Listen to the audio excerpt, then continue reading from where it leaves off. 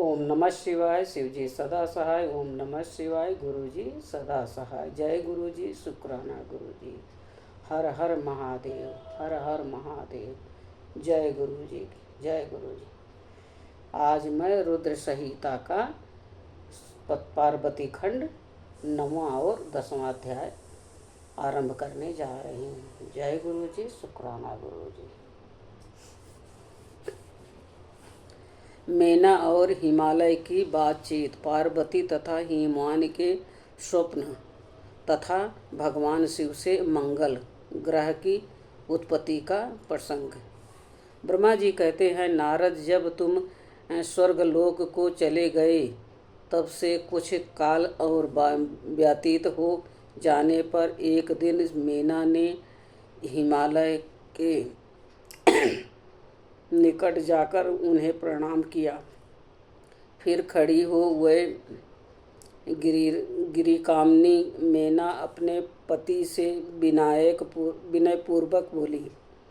मैना ने कहा, प्राणनाथ, उस दिन नारद मुनि ने जो बात कही थी उसको स्त्री स्वभाव के कारण मैंने अच्छी तरह नहीं समझा। मेरी तो यह प्रार्थना है कि आप कन्या का विवाह किसी सुंदर वर के साथ कर दीजिए। वो विवाह सर्वथा अपूर्व सुख देने वाला होगा। गिरिजा का वर शुभ लक्षणों से संपन्न और कुलीन होना चाहिए।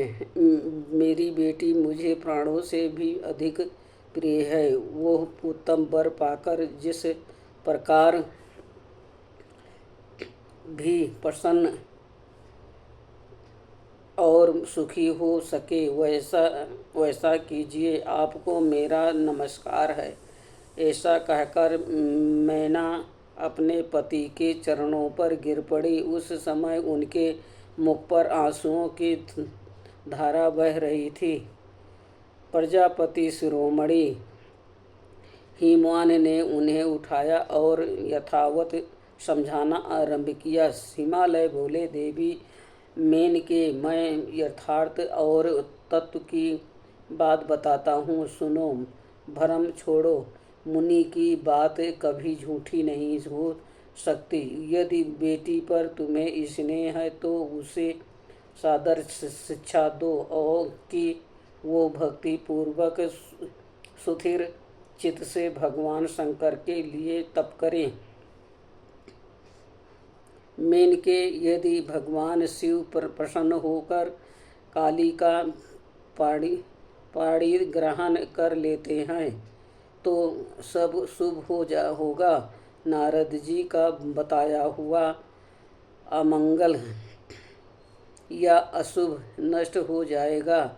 शिव के समीप सारे अमंगल सदा मंगल रूप हो जाते हैं।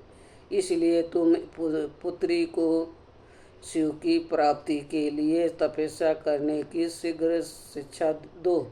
ब्रह्मा जी कहते हैं, नारद हिमवान की यह बात सुनकर मैना की बड़ी प्रसन्नता हुई। वह तपस्या में रुचि उत्पन्न करने के लिए पुत्री को उपदेश देने के निमित्त उसके पास गई, परंतु बेटी के सुकुमार अंग पर दृष्टिपात करके मैना के मन में बड़ी व्यथा हुई। उसके दोनों नेत्रों में तुरंत आंसू भर आए। फिर तो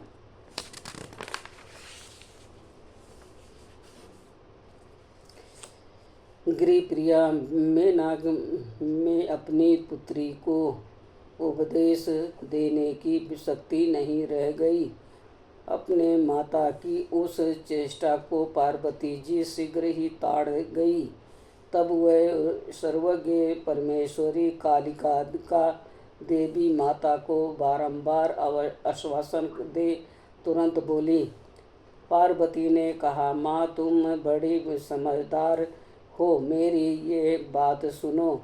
आज पिछली रात्रि के समय ब्रह्म मुहूर्त में मैंने एक स्वप्न देखा है, उसे बताती हूँ। माता जी, स्वप्न में एक दयालु एवं तपस्वी ब्राह्मण ने मुझे शिव की प्रसन्नता के लिए उत्तम तपस्या करने का प्रसन्नतापूर्वक उपदेश दिया है।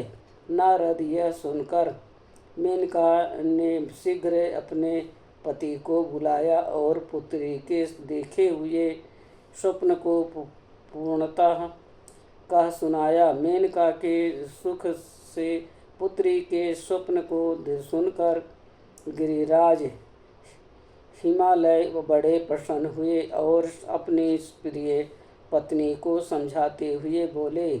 गिरिराज ने कहा, प्रिय, पिछली रात में मैंने भी एक स्वप्न देखा है। मैं आदरपूर्वक उसे बताता हूँ, तुम प्रेम पूर्वक उसे सुनो।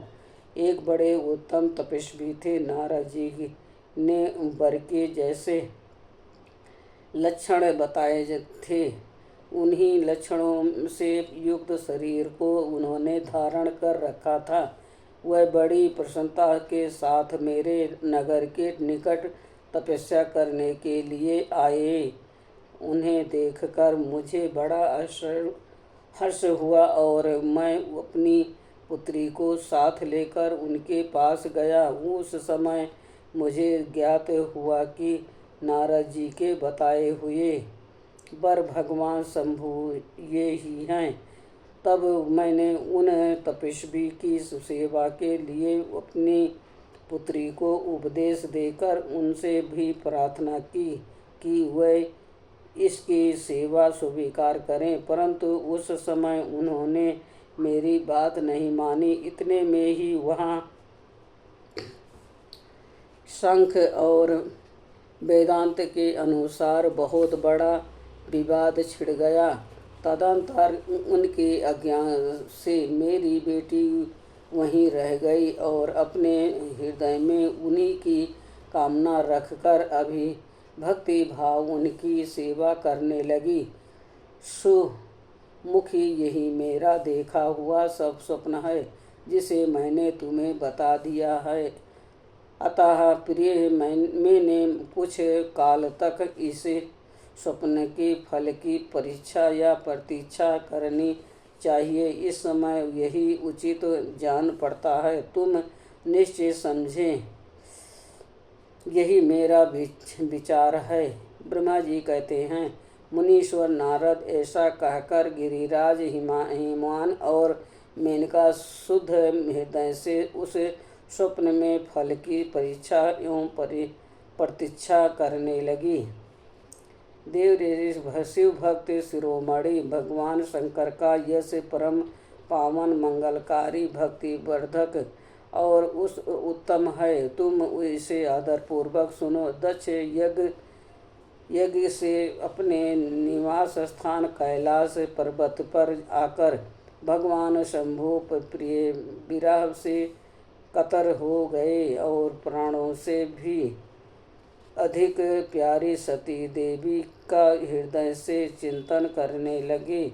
अपने प्रसादों को बुलाकर सती के लिए शोक करते हुए उनके प्रेम वर्धक गुणों का अत्यंत प्रीतिपूर्वक वर्णन करने लगे। ये सब उन्होंने सांसारिक गति को दिखाने के लिए किया।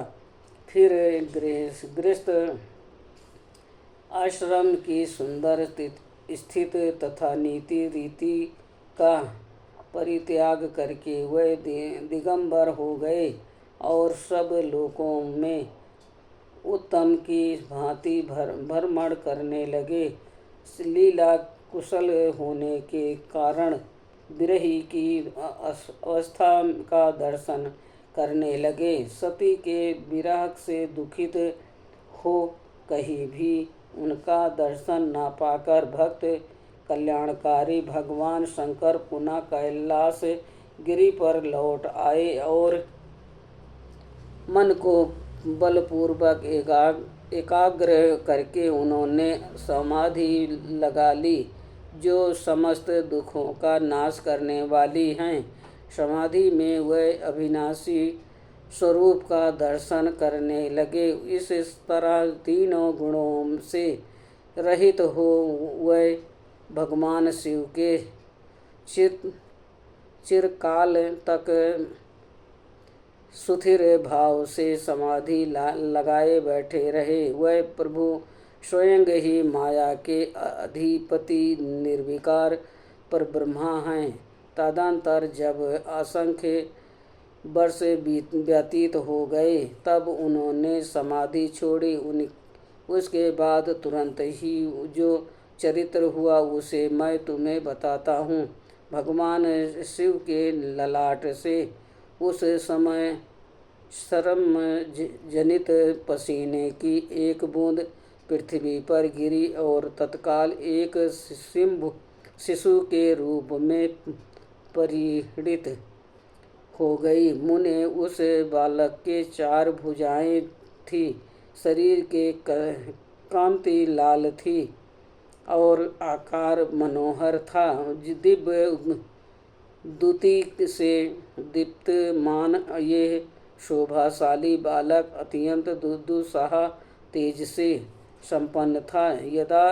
तदापि उस समय लोकाचार परायण परमेश्वर शिव के आगे ये साधारण शिशु की भांति रोने लगा। यह देख पृथ्वी भगवान शंकर से भय मान उत्तम बुद्धि से विचार करने के पश्चात सुंदरी स्त्री का रूप धारण करके वहीं प्रकट हो गई। उन्होंने उस सुंदर बालक को तुरंत उठाकर अपने गोद में रख लिया और अपने ऊपर प्रकट होने वाले दूध को ही स्तन के साथ रूप में उसे पिलाने लगी। उन्होंने स्नेह से उसका मुंह चुम्मा और अपना ही बालक मान हंसकर उसे खिलाने लगी। परमेश्वर शिव का हित साधन करने वाली पृथ्वी देवी सब सच्चे भाव से स्वयं उसकी माता बन गई।